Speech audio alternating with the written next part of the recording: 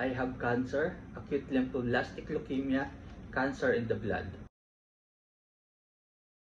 And I am Charles Vincent Cantos, 22 years old, at ito ang testimony ko. I was diagnosed January 2023, and natapos ko yung treatment ko, which is chemotherapy. But last November 2024, nag-relapse yung cancer ko.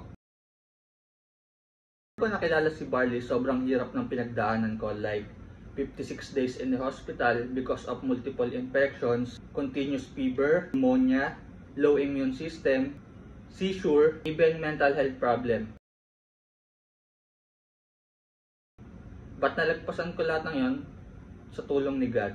One day, sobrang gulo ng pag-iisip ko, may isang taong nag-message sa akin about sa product nila, which is Barley.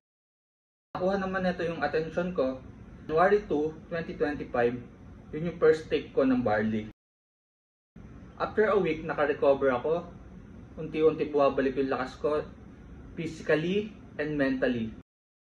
Unti-unti na rin talagang nakaka-recover. After a few weeks, nakalabas na rin ako ng hospital. And sa paglabas ko ng hospital, na-meet ko yung mga mentors ko, nakabanding ko sila, nakakwentuhan ko sila.